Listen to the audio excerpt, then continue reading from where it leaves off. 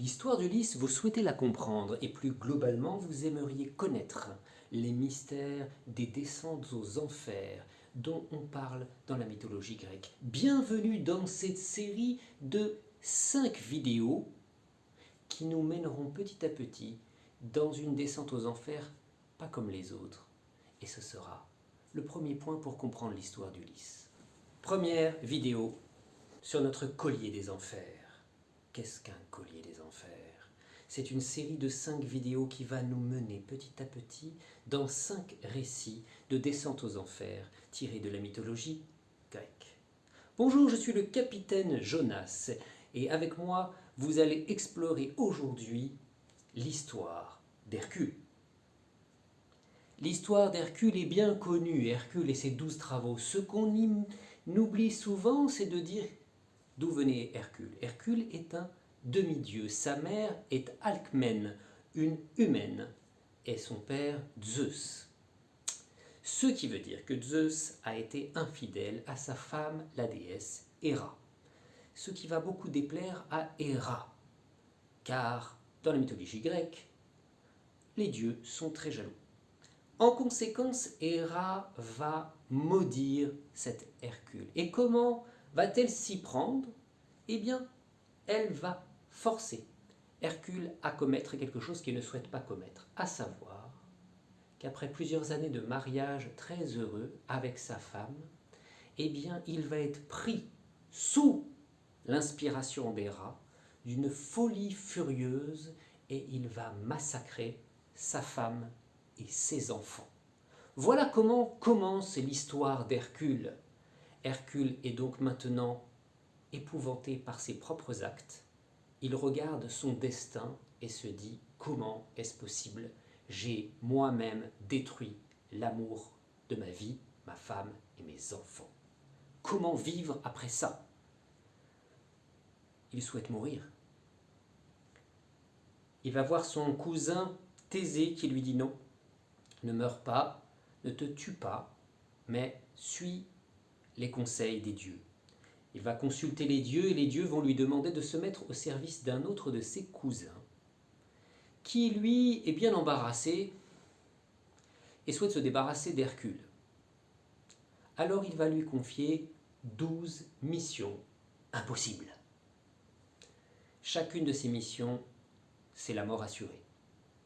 Mais voilà que cela ne fait pas peur à notre Hercule demi-dieu, car il est à la fois soutenu par certains dieux qui l'accompagnent, et il n'a pas peur de la mort, puisque la mort pourrait peut-être le rapprocher de ceux qu'il aime.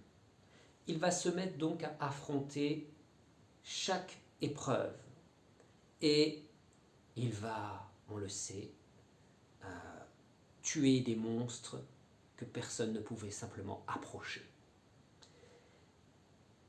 Il faut voir ce qu'il va se passer. Chacune des missions est impossible, mais il va les réussir une après l'autre.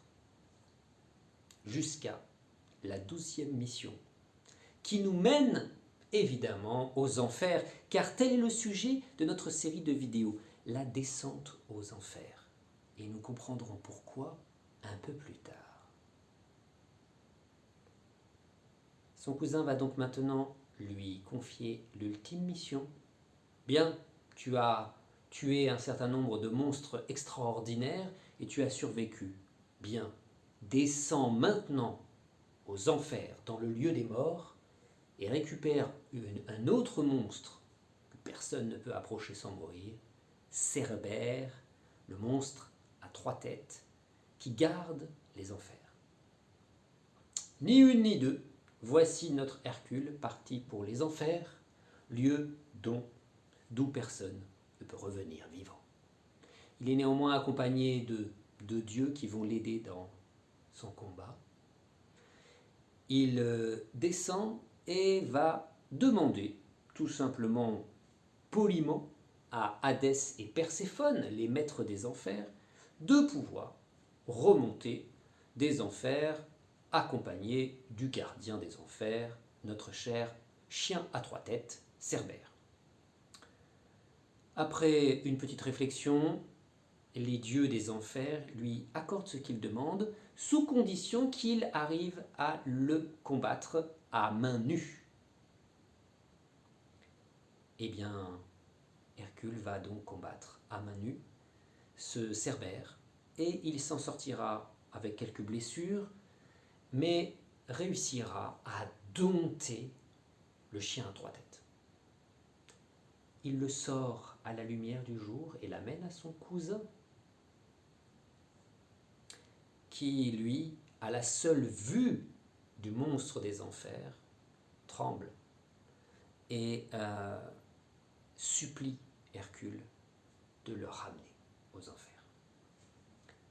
Voici donc comment Hercule est allé aux enfers et comment il en est ressorti, avec l'aide des dieux, bien sûr. Et nous voyons que le travail d'Hercule a toujours nécessité, en général, une force physique extraordinaire. C'est donc la puissance qui est là, la puissance d'un homme qui réussit à dompter des forces bestiales et même démoniaques, probablement qui figure quelque chose de l'intériorité, qui n'a plus su se contrôler et que maintenant il contrôle. C'est sa rédemption. Quant à la suite de l'histoire d'Hercule, que fait-il après sa descente aux enfers? C'est une autre histoire que je vous invite à découvrir. C'était la première vidéo sur le collier des enfers. Je vous invite à regarder la seconde qui nous parlera de Thésée. Pourquoi donc Thésée descend-il, lui, aux enfers?